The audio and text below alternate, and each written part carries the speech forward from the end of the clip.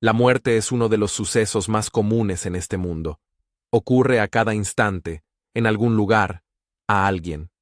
Pero cuando nos apunta con el dedo, cuando sentimos su sombra acercándose, deja de ser un simple hecho y se convierte en un abismo insondable. De repente, el universo entero parece estremecerse con nuestra partida, como si por un instante el infinito nos mirara de vuelta. Mi historia terminó antes de tiempo. Mi corazón, frágil desde el principio, cumplió su último latido. Pero me pregunto, ¿de verdad desaparecemos del todo?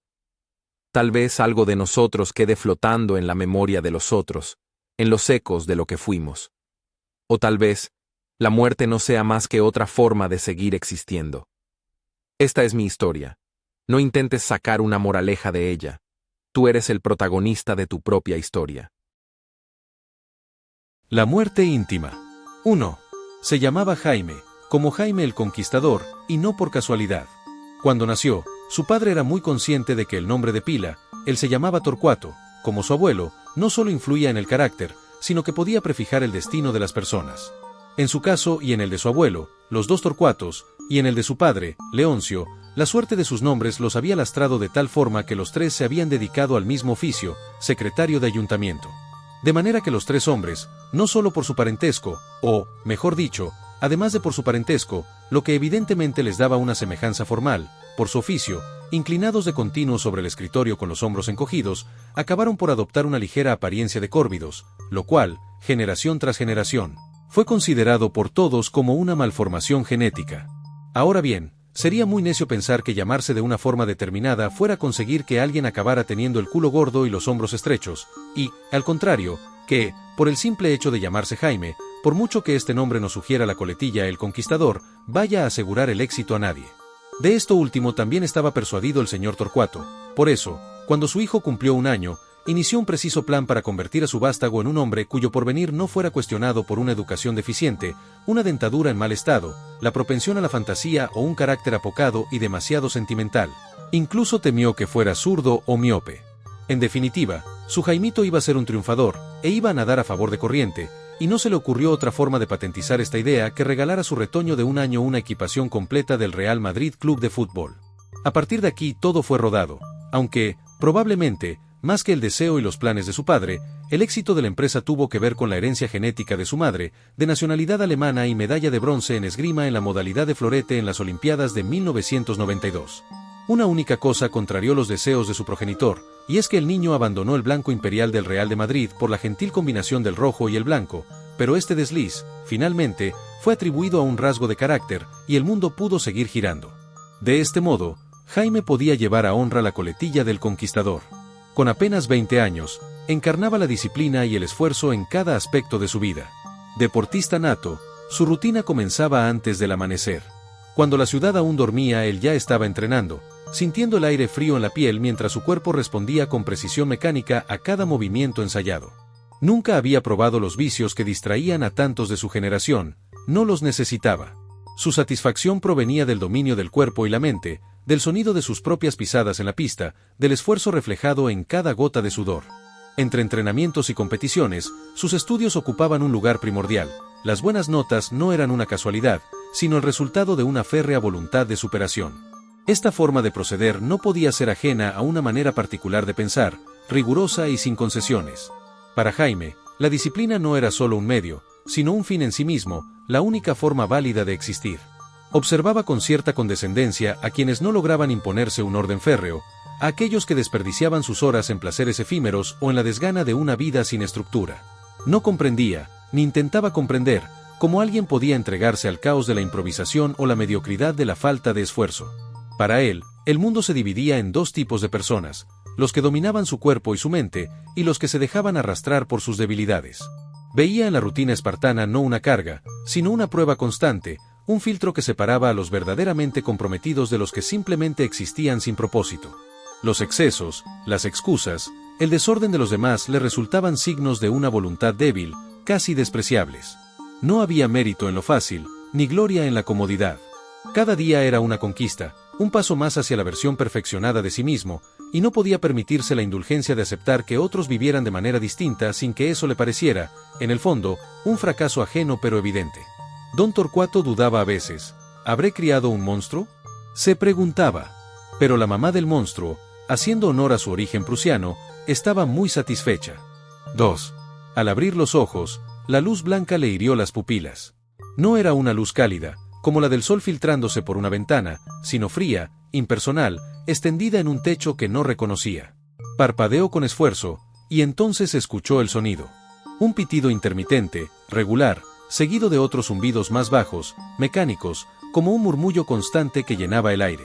Intentó mover una mano, pero el peso sobre su brazo le hizo notar las correas, los tubos, algo punzándole la piel con insistencia. El olor a antiséptico le llegó de inmediato, un aroma penetrante que lo envolvía todo, mezclado con algo más sutil, una nota metálica y densa que no supo identificar. Jaime giró la cabeza apenas un poco y vio bolsas colgando de un soporte, líquidos transparentes que descendían por finos tubos hasta su piel. Más allá, las sombras de figuras en bata se movían sin prisa, ajenas a su desconcierto. El aire le pesaba en los pulmones, como si hubiera olvidado respirar con normalidad. Una sensación de vacío le oprimía el pecho, pero no había dolor, solo una extraña laxitud. Cerró los ojos un momento, y entonces lo recordó: el súbito cansancio, la debilidad en los brazos, el fuerte dolor en el lado izquierdo del pecho, el mundo estrechándose en un túnel oscuro. Había sido un ataque al corazón. Y ahora estaba allí, en la UCI, atrapado la frontera entre el sueño y la vigilia, entre la vida y algo que no se atrevía a nombrar. Cuando pasó a planta, Jaime era consciente de la gravedad de su enfermedad y sentía sobre sí el peso de una gran roca que le impedía hacer planes para el futuro. A lo mejor por eso se pasaba tanto tiempo mirando el recuadro de la ventana, iluminado por la claridad del día. Sin duda, en esa imagen intuía aquello en lo que se convertiría su vida en adelante, lo inmediato. Vestido con ropa de calle, listo para recibir el alta hospitalaria, Jaime no prestaba atención a las palabras del médico, al contrario que su padre, que asentía constantemente con la cabeza.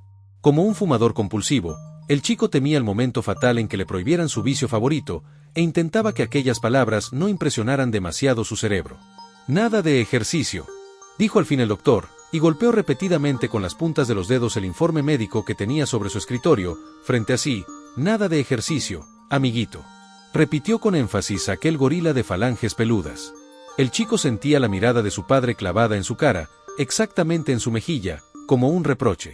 «Nada de esfuerzos», insistió alegremente el gorila. «Sopitas, muchas sopitas». Fue su padre quien protestó, dijo. «Pero doctor». «Nada de doctor, yo no hago las reglas», protestó el especialista, golpeando con su dedo índice, velludo como el rabo de un gato, el informe. Jaime se puso de pie, dejando escapar una larga expiración, recogió el informe y las recetas y dio las gracias. En la puerta se dirigió a su padre, que parecía atornillado a la silla. «Vamos, papá». Si existiera la posibilidad de reclamar un hijo nuevecito, seguramente el señor Torcuato lo hubiera exigido. 3. Todo lo que veía reclamaba su participación. Las pesas alineadas en la estantería metálica parecían esperar el momento en que sus manos volvieran a envolverlas con la seguridad de siempre. La barra olímpica descansaba sobre el soporte, cargada aún con los discos que había dejado la última vez, como si el tiempo se hubiera detenido en el instante previo a su caída. A un lado, la bicicleta estática con su pantalla digital parpadeante le recordaba los kilómetros ficticios que había recorrido sin moverse de aquel rincón. Más allá, el banco de press de banca, el saco de boxeo colgado de una viga, la cuerda de saltar enrollada sobre sí misma como una serpiente dormida. Cada objeto parecía exigirle volver a la rutina que tanto amaba, que definía su existencia. El gimnasio, en la cochera, no era solo un espacio, era el santuario donde había cincelado su cuerpo y su mente. Cada repetición, cada gota de sudor, cada músculo trabajado en la pulcra disciplina del esfuerzo, todo eso formaba parte de su identidad. Y ahora debía renunciar a ello. El eco de las palabras del médico aún resonaba en su cabeza. «Nada de ejercicio». Lo decía como si fuera una prohibición cualquiera, como si le pidieran que dejara de ver televisión o que evitara el café después de las 6. Pero esto era diferente. No se trataba de un simple pasatiempo, era la estructura sobre la que había construido su vida. ¿Cómo se suponía que debía existir sin ello? Se acercó a la barra olímpica y pasó los dedos por el metal frío. Cerró la mano con la intención de levantarla, sintiendo la familiar presión en su palma, la leve tensión en su antebrazo. Apretó los dientes y retiró la mano con un suspiro. No podía. No debía. Pero, ¿y sí? Pensó en hacer solo algunos movimientos ligeros, tal vez unas flexiones sin llegar a la extenuación. Su corazón estaba más fuerte de lo que el médico suponía, ¿verdad? Después de todo, había entrenado toda su vida. No podía ser que de un día para otro su cuerpo se hubiera convertido en una carga frágil e inútil. Se dijo que esperaría solo un par de semanas y luego retomaría, poco a poco, con precaución, su vida anterior. Nadie tenía por qué saberlo. Se sentó en el banco de pesas, dejando que su mirada recorriera el gimnasio una vez más. La cinta de correr, las mancuernas, la polea, todo lo que era suyo, todo lo que representaba su esfuerzo, todo lo que ahora debía abandonar. Se quedó inmóvil un largo rato, con los antebrazos apoyados en los muslos, respirando hondo. Sabía que estaba mintiéndose a sí mismo. Sabía que, por más que intentara engañarse, su vida anterior había quedado atrás. Se levantó del banco y, obligándose a dar media vuelta, salió de la cochera, cerrando la puerta tras de sí con la amarga sensación de que, al hacerlo, estaba sellando una parte de su existencia que jamás volvería a recuperar. Sentía que los fatigados latidos de su corazón enfermo le dictaban otra forma de vivir. A partir de entonces, el mundo a su alrededor adquirió más profundidad y, al alargar la mano para tocar ese mundo, su tacto le reveló contornos sinuosos y superficies con infinidad de matices. El olor le insinuó características ocultas de las cosas, y el sentido del gusto se convirtió en un placer cotidiano, lo mismo al degustar una comida que una conversación. 4. Pero al principio todo fue desesperación. Jaime sentía que el mundo le había sido arrebatado de golpe, que cada músculo de su cuerpo clamaba por el esfuerzo, por la disciplina que había gobernado su vida. Pero su corazón enfermo tenía otros planes. Ahora, cada latido era una advertencia, un recordatorio de que debía habitar su cuerpo de otra manera. Con el paso de los días, la furia inicial se fue diluyendo. Descubrió que había algo en la quietud que nunca antes había considerado. Por primera vez en años, se permitió despertar sin el estruendo del despertador, sin la urgencia de vestirse con ropa deportiva y salir a conquistar el día. En su lugar, abrió la ventana y dejó que la brisa matutina le acariciara la piel. El aire fresco tenía un olor que nunca había notado, una mezcla de humedad y hojas nuevas que, sin esperarlo, le trajo una paz insólita. Los sabores también cambiaron. Comía más despacio, no por necesidad, sino porque descubría en cada bocado un mundo de matices antes ignorados. El amargor sutil del café sin prisas, el dulzor inesperado de una manzana en su punto exacto de maduración. Se sorprendía disfrutando de una comida no solo como combustible, sino como un acto en sí mismo. Las conversaciones tomaron otro matiz. Sin el apremio de un horario, sin la mente ocupada en la siguiente repetición de pesas o en los tiempos de carrera, empezó a escuchar de verdad. Se dio cuenta de que su padre tenía un humor seco e inteligente, que su madre poseía una ternura que se manifestaba en pequeños gestos cotidianos.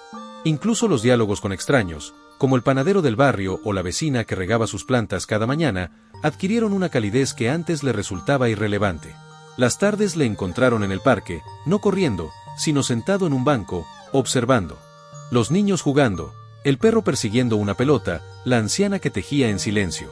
Cada escena tenía un ritmo propio, una cadencia que nunca había apreciado. La vida no era solo esfuerzo y victoria, también era contemplación, presencia, dejarse envolver por el instante sin ansiar el siguiente. Su cuerpo, aunque en reposo, seguía hablándole. Notaba los latidos de su corazón con una conciencia nueva, como un tambor lejano que marcaba el compás de su existencia.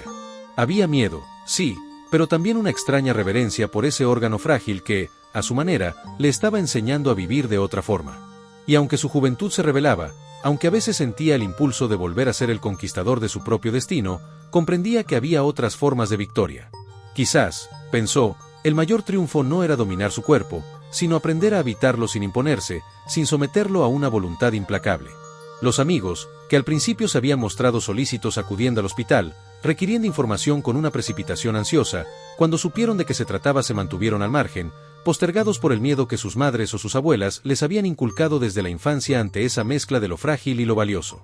Luego, cuando Jaime regresó a su casa, aún convaleciente, fueron a verlo por parejas, acobardados y cohibidos por la responsabilidad de transmitir al enfermo una apariencia de normalidad que continuamente se quebraba en sus voces. Sabían por sus padres que la dolencia cardíaca de Jaime era bastante grave. Uno a uno, los meses siguientes, sus amigos fueron desapareciendo de su vida. Habitaban un mundo al que él había tenido que renunciar.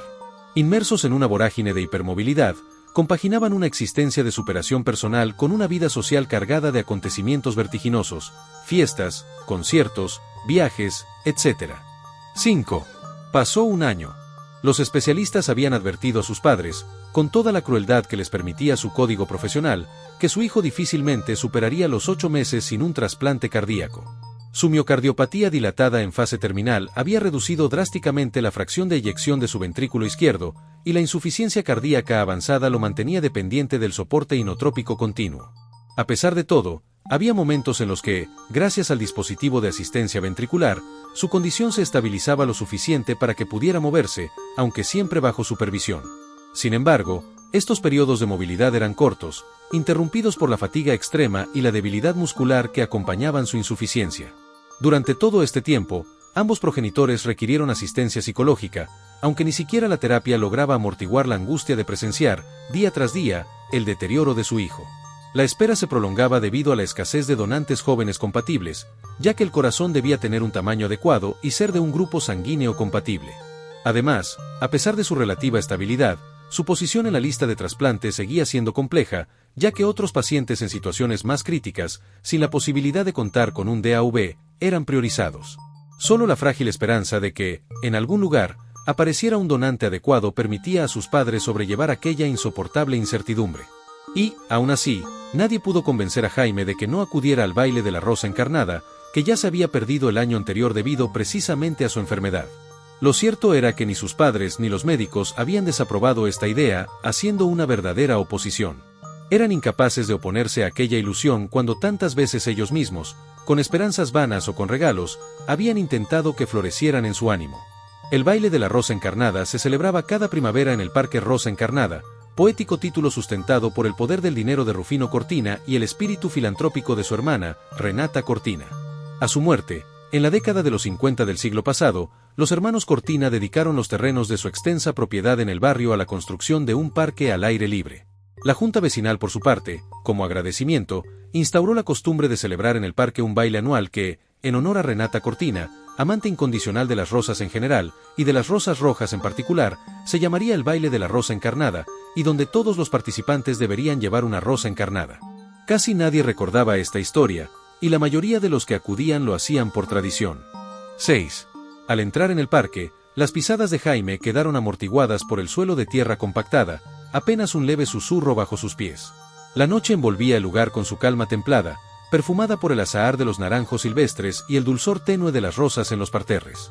Allá donde mirase, desperdigadas por doquier, farolas de hierro forjado indicaban que bajo su luz mortecina pasaba un sendero, y aquí y allá se adivinaban, apenas rozados por esa luz espectral, las formas escuálidas de algunos bancos de madera. Más allá, los árboles alzaban sus copas de medio siglo de altura como sombras móviles, sus ramas entrelazadas susurraban con la brisa suave de la primavera. El parque, aunque silencioso en su extensión, vibraba con la música que llegaba desde el claro central, filtrándose a través de los setos como un eco lejano. Un vals ligero flotaba en el aire, mezclado con risas apagadas y el murmullo de conversaciones. A medida que avanzaba, el camino se abría con amplitud hacia una explanada iluminada por una multitud de pequeñas luces que no lograban desvanecer la atmósfera sutilmente velada que las damas de la Junta Vecinal habían conseguido crear. Aquellas lucecitas eran como chispas atrapadas entre los árboles, sin que su combustión las hiciera arder. La noche prometía un baile envuelto en el misterio de las sombras, en la tibieza de la primavera, en el aroma de las flores que parecían despertar bajo el resplandor tenue de la luna. Justo cuando Jaime divisó los primeros grupos de personas, la orquesta se arrancaba con Blue Moon y en la pista las parejas bailaban mecidas por el son suave y nostálgico de la melodía. En su momento tal vez no dijimos que el baile de la rosa encarnada, con los años, seguramente por pura casualidad, pero sin renunciar a ello, había adquirido un aire retro que le dotaba de una originalidad muy particular. Jaime se movía bajo las ramas de los árboles que rodeaban la pista de baile. Entre las parejas que llenaban la pista de baile pudo reconocer a algunos conocidos, pero no se sintió con fuerzas de interpretar una escena de reencuentro, prefería moverse oculto entre la gente que asistían a la verbena como simples espectadores, mirando por encima de sus hombros. Observando a las parejas que bailaban, tuvo que reconocerse a sí mismo que no recordaba el motivo que le había impulsado a venir, y que no encontraba ninguna satisfacción en hallarse allí. No solo se bailaba en la pista, algunas parejas lo hacían apartadas, envueltas por las sombras o al amparo de alguna de aquellas viejas farolas, que matizaban la oscuridad con un suave color ambarino. Así distinguió una cabellera rubia que flotaba en el aire, siguiendo los giros que su propietaria daba, al ritmo de la música del dúo dinámico, agarrada a su pareja. Jaime avanzaba a tientas entre las sombras del parque, sin dejar de observar la cabellera rubia girando. La música que flotaba en el aire, la brisa refrescante de la primavera y el crisol de luces tenues que iluminaban la pista de baile, todo se desdibujaba para él, mientras sus pasos lo llevaban hacia la chica que había capturado toda su atención. No entendía bien lo que le atraía, ni siquiera por qué había decidido acercarse. Se decía que solo era su belleza, su aire etéreo, como algo que parecía no pertenecer a este mundo. Pero en el fondo, Jaime sabía que había algo más, algo que lo llamaba de una forma inquietante. No quería reconocerlo, pero su corazón enfermo había latido con una sensación extraña, algo que le erizó la piel y le hizo olvidar momentáneamente su enfermedad. La pareja había dejado de bailar y se acercaba a la zona iluminada. La figura de la chica rubia se deslizaba entre los árboles, ligera, como si flotara por encima del suelo. Al contrario que su pareja, un hombre alto que caminaba con una calma tensa, ella se movía grácilmente.